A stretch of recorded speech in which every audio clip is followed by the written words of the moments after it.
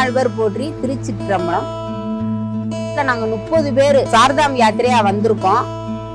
ஓம் நம சிவாய், ஓம் நம சிவாய், ஓம் நம சிவாய், ஓம் நம சிவாய்.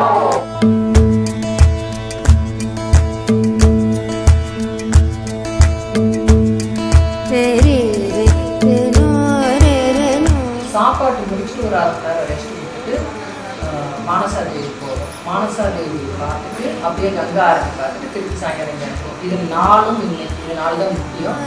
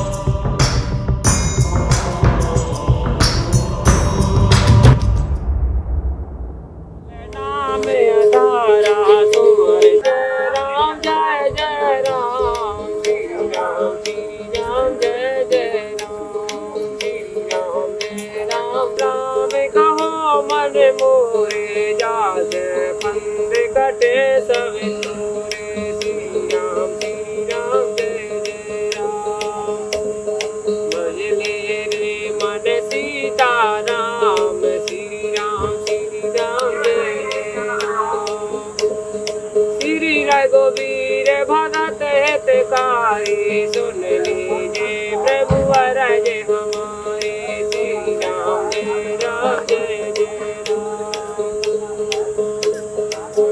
राम जय राम जय जय राम.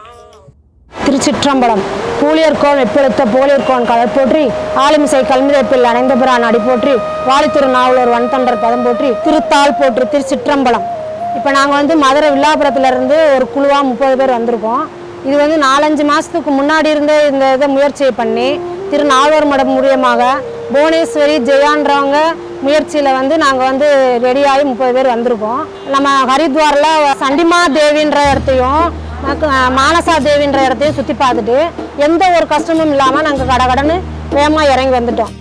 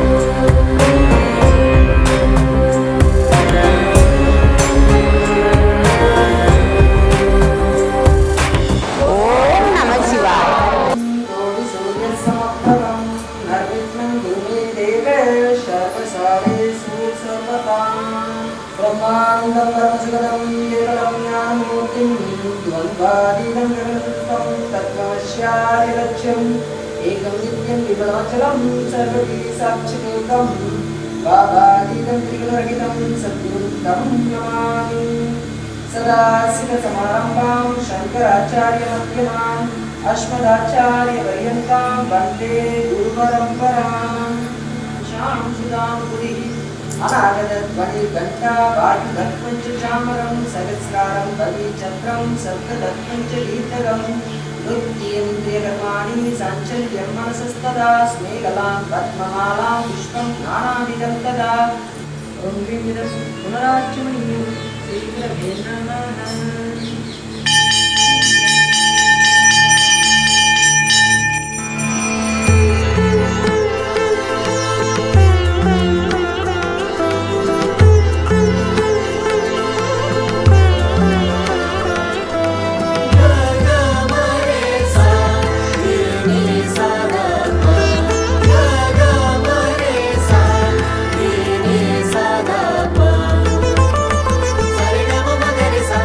ஓம் நமச்சிவாய. திருச்சிற்றம்பலம். தென்னாட்டுடைய சிவனே போற்றி, எந்நாட்டவர்க்கும் இறைவா போற்றி.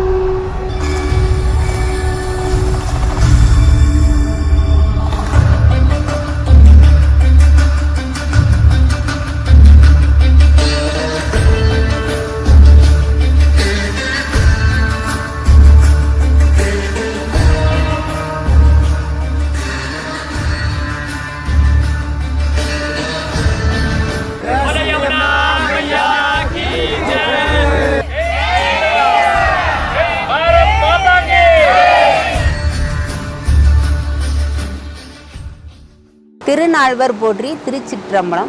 என் பேர் புவனேஸ்வரி. என்னோட சார்பில் நாங்கள் 30 பேர் சார்தாம் யாத்திரையாக வந்திருக்கோம். நேற்று யமுனோத்திரி போனோம்.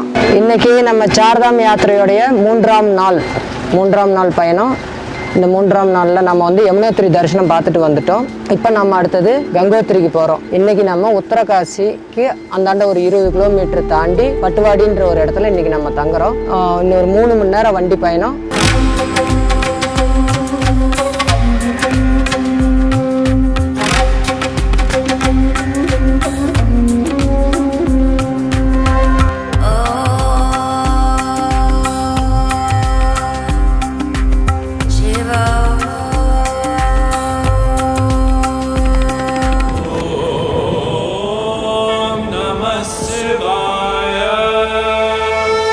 जटाटवीगलज्ज्वल प्रवाह पावितस्थले गले विलम्बितां भजं तुङ्गमालिकं धमट्ठमट्ठमट्ठमन्निनादमट्टमर्वयं चकार चण्डताण्डव तनोतु न शिवा शिवम्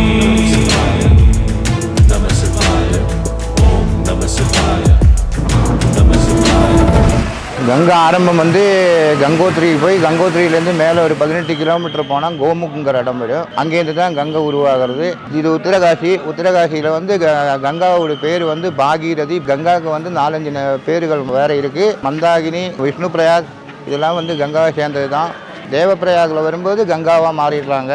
இந்த கங்கா தான் கல்கட்டாவில் கங்கா சாகருங்கிற இடத்துக்கு கொண்டு போய் விடுறது. அப்புறம் கேதார்நாத்தில் மந்தாகினியாக இருக்காங்க, பத்ரிநாத்தில் வந்து விஷ்ணு பிரயாகா இருக்காங்க. கங்கோத்ரி போகிற வழியிலே உங்களுக்கு ஆகாச கங்கை இதெல்லாம் உங்களுக்கு தெரியப்படும். போகிற வழியில் குளிக்கிறதுக்கு சுடுதண்ணி இருக்கிற இடமும் இருக்குது. கங்கந்தானிங்கிறது இயற்கையாக வர சுடுதண்ணி. இங்கே உத்தரகாசி வந்து கர்ணன் தவம் பண்ண இடம், மகாபாரத கதைக்கு பின்னாடி எல்லாம் இந்த கோவில் இருந்த இடம். முதல்ல இந்த உத்தரகண்ட் வந்து நேபாள் அரசின் கீழ் இருந்தது. அந்த மாற்றங்களில் யூபிக்கு கொடுத்தாங்க.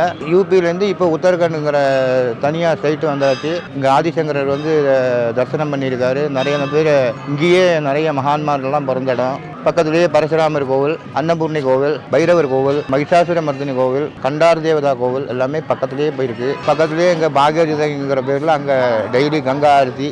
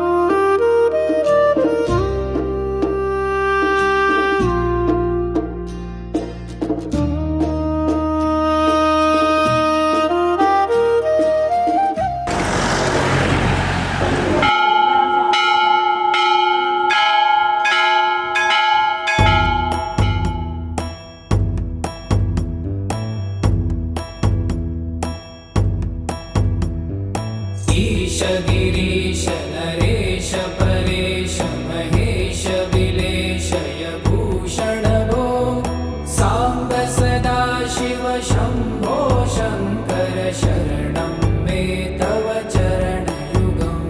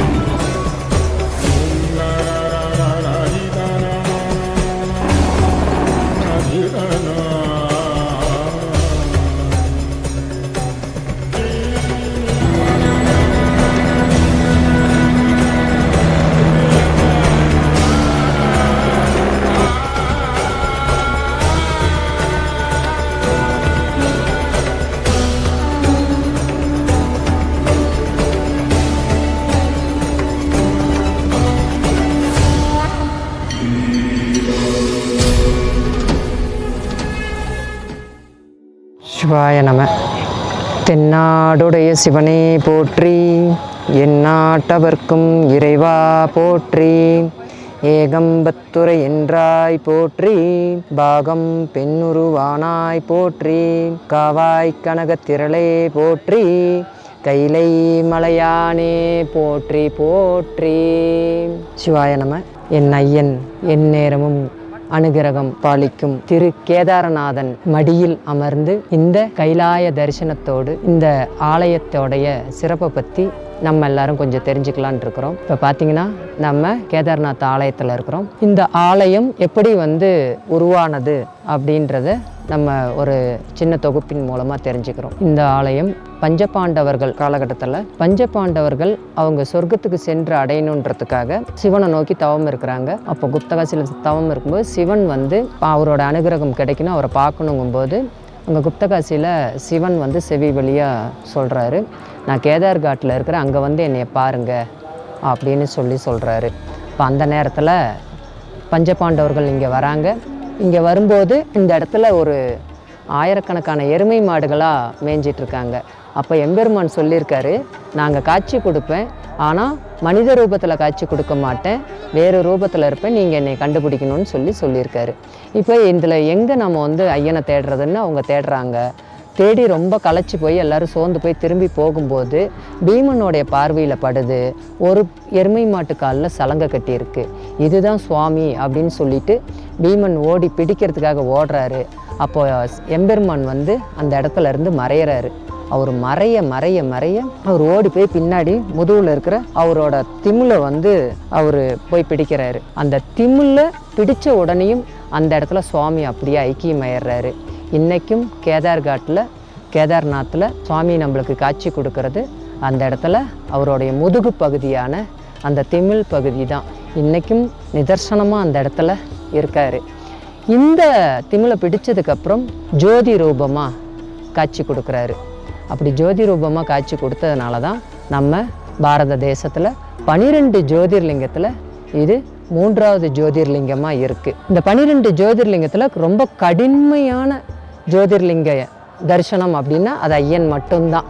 மீதி எல்லா ஜோதிர்லிங்கத்தையும் 11 ஜோதிர்லிங்கத்தையும் நம்ம கொஞ்சம் எளிமையாக பார்த்துடலாம், ஈஸியாகவும் பார்த்துடலாம். ஆனால் இவரை பார்க்கணும்னா மட்டும் நம்மளுடைய உடல் உழைப்பு, நம்ம ஒரு 10 நாள் லீவ் போட்டு வரணும். 2வது இங்கே செலவும் அந்த அளவுக்கு ஆகும். இவரை பார்க்குறதுக்கு அவ்வளோ கடின உழைப்பு வந்தால் மட்டும்தான் இவரை பார்க்க முடியும். அது மட்டும் இல்லை, இவரை நம்ம பார்க்குறத விட இவர் நம்மளை பார்க்கணும் அப்படின்னா அதுக்கு அவர் நம்மளை பார்க்கணும்னு நினச்சா மட்டும்தான் இங்கே வரவே முடியும். அவன் அருளாலே அவன் தாள் வணங்கி நம்ம நினச்சா இவரை பார்க்க முடியாது. இவர் நம்மளை பார்க்கணுன்னு நினச்சா மட்டும்தான் நம்மளை இங்கே வரவழைப்பார். ஏன்னா எவ்வளவோ விஷயங்கள் இருந்தாலும் நிறைய நேரத்தில் இங்கே நம்மளால் வர முடியாது. அந்த ஒரு காலகட்டத்தில் நம்ம வருடத்தில் 6 மாத காலகட்டம் தான் இங்கே ஐயன் தரிசனம் பண்ணுறதுக்கு எல்லாருக்கும் அனுமதி கொடுக்குறாங்க. அந்த 6 மாத காலகட்டமும் நம்ம இங்கே எவ்வளோ பக்தர்கள், இப்போல்லாம் லட்சக்கணக்கான பக்தர்கள் நிறையா இப்போ இளைஞர்கள் சமுதாயத்திலேருந்து எல்லாருமே இப்போ இந்த ஆலயத்துக்கு படையெடுத்து வந்துட்டுருக்குறாங்க. வர்றதுக்கு வழியில் பாதையில் இடமே இல்லை. அந்தளவுக்கு ஐயன் ரொம்ப எல்லாருக்கும் அருள் புரிகிறாரு.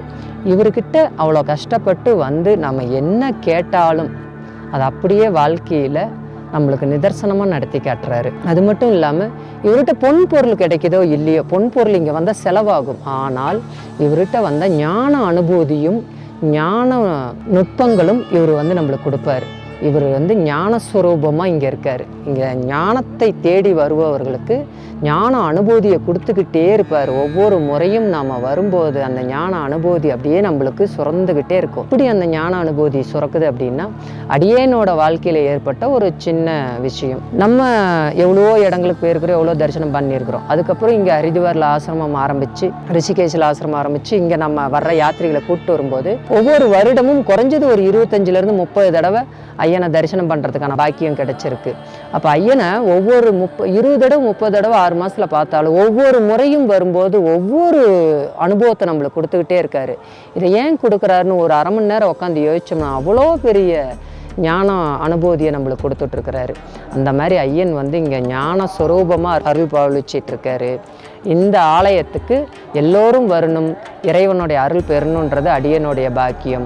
இப்போ நாம் ஆலயத்துக்கு பின்புறம் உட்காந்து பேசிகிட்டு இருக்கிறோம். இதில் இன்னொரு சிறப்பு இருக்குது. இந்த பின்னாடி பார்த்திங்கன்னா ஒரு மிகப்பெரிய பாறை இருக்கும். அந்த பாறை பார்த்திங்கன்னா அப்படியே மலைக்கு இதுக்கு ஆப்போசிட் பார்த்திங்கன்னா ஒரு 2 கிலோமீட்டருக்கு எங்கேயுமே வந்து இவ்வளோ பெரிய பாறை இருக்கிறதுக்கான சாத்தியக்கூறே கிடையாது. அவ்வளோ பெரிய சாத்தியக்கூறே இல்லாத இடத்துல இவ்வளோ பெரிய பாறை எப்படி வந்ததுன்னு இது காலங்காலமாலாம் இல்லை. ஜஸ்ட்டு ஒரு 13 வருஷத்துக்கு முன்னாடி 2013 இங்கே ஏற்பட்ட வெள்ள பெருக்கில் இங்கே இருந்த வீடுகள், ஹோட்டல்கள், பெரிய பெரிய கட்டடங்கள் எல்லாமே அந்த வெள்ளத்தில் அடிச்சிட்டு போச்சு. பலாயிரம் மக்கள்கள் இறந்தும் போனாங்க. ஆனால் அந்த நேரத்தில் இவ்வளோ பெரிய பாறை இந்தாண்ட 1.5 கிலோமீட்டருக்கு எந்த ஒரு பெரிய பாறைகளும் இருக்கிறதுக்கான ஒரு இதுவே கிடையாது. ஆனால் அந்த நேரத்தில் இந்த பாறை எங்கேருந்து வந்தது, எப்படி வந்ததுன்னே தெரியல. கரெக்டாக வந்து கோயிலுக்கு 5 மீட்டருக்கு இந்தாண்ட விழுந்து அந்த பாறையை பார்த்தாலே ஒரு கோயிலுக்கு அளவெடுத்து செஞ்சு கொண்டு வந்து இறக்கி வச்ச மாதிரியே இருக்கும். அதை வந்து அந்த தண்ணிக்கு முன்னாடி நின்று மேலே தண்ணிக்கு முன்னாடி பாறை வந்துருச்சு. இதில் இது ஒரு அதிசயம். ஒரு சின்ன வெள்ளம் வரும்போது இந்த பாறை வந்துருச்சு. அதுக்கப்புறம் பெரிய வெள்ளம் வருது.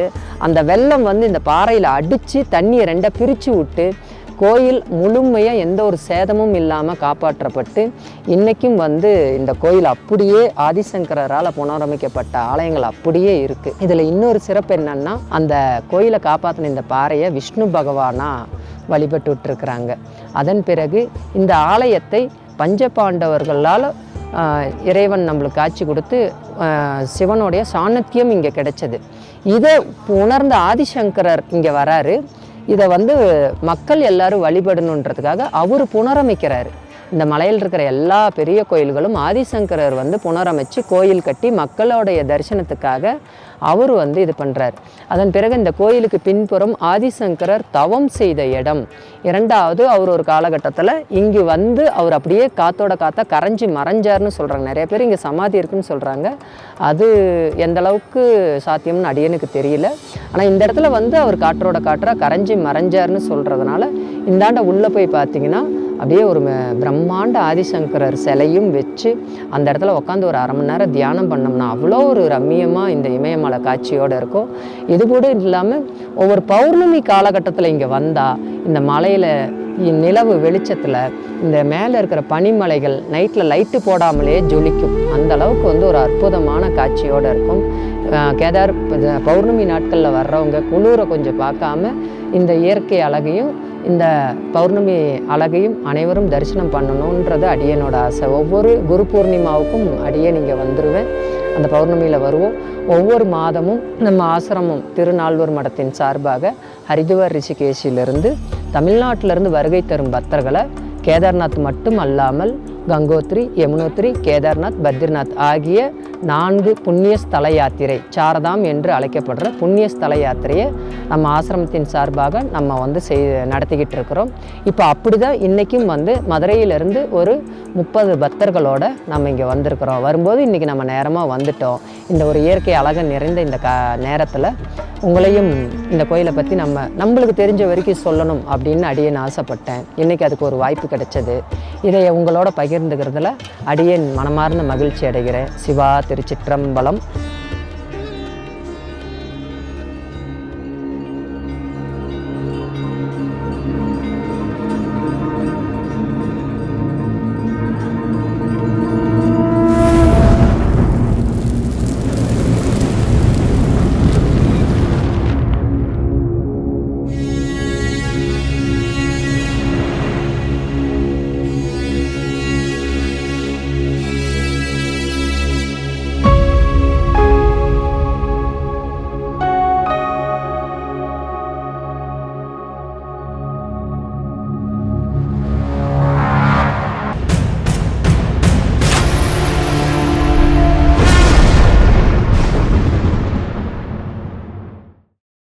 ஓம் நமச்சிவாய. நாங்கள் வில்லாபுரம், மதுரை வில்லாபுரத்துலேருந்து 30 பேர் சாரதாம் யாத்திரைக்காக இங்கே வந்தோம். ஓம் நமச்சிவாய.